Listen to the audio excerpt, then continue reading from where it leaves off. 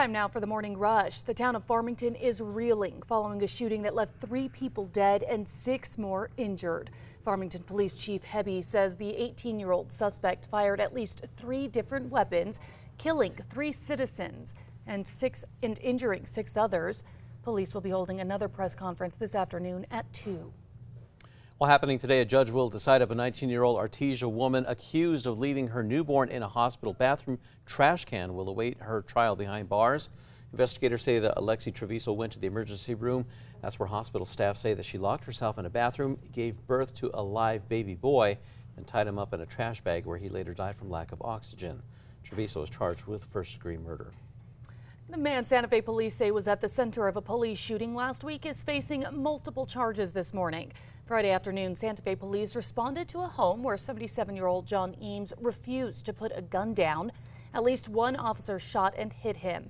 He's now in the hospital in critical condition. He's facing half a dozen charges, including aggravated assault on a peace officer. Erica. And here's a look at our school day forecast. Temperatures are in the mid-50s this morning. It's a little humid, so I would say cool, but the humidity is making it feel better.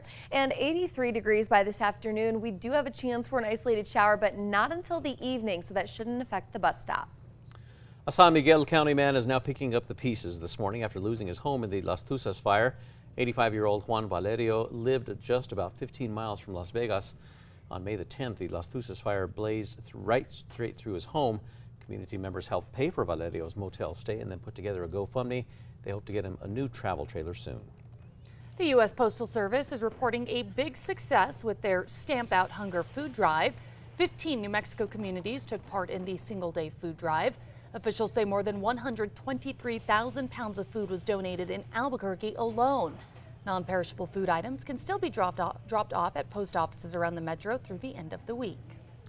Today, funeral services will be held for former New Mexico Governor Jerry Apodaca.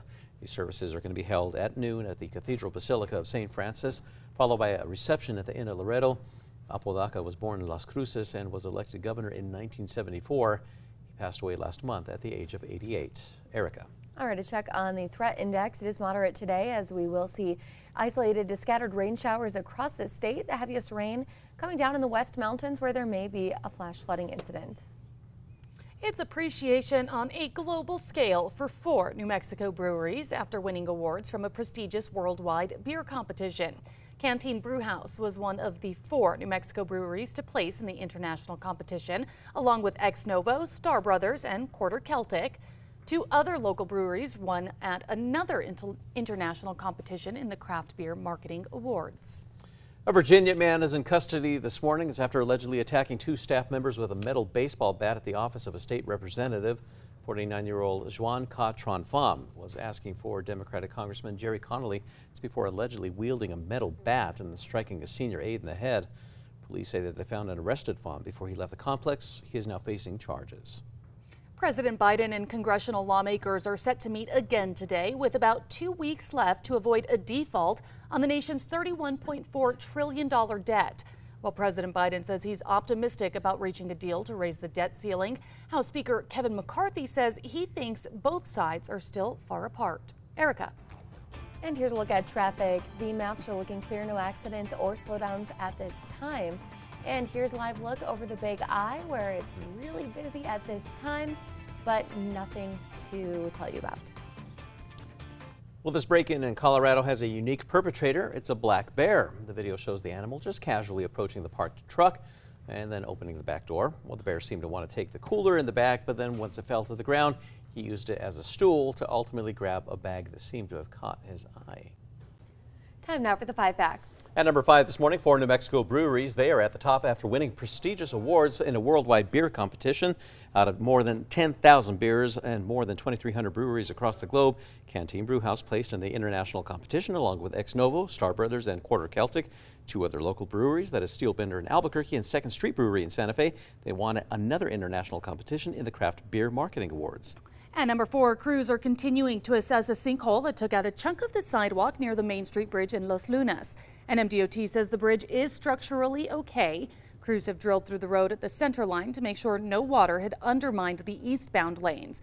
NMDOT says they're going to check other bridges and structures to make sure nothing like this happens again. At number 3, we will see more showers and storms across the state today.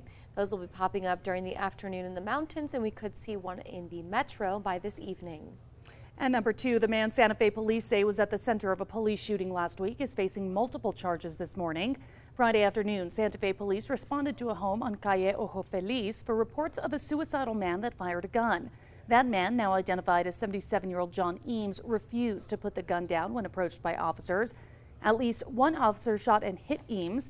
Police say he's still in critical condition. He's now facing half a dozen charges, including aggravated assault on a peace officer. And at number 1, we are still waiting to learn more about the suspect's identity from the Farmington shooting that killed 3 people and injured 2 police officers yesterday.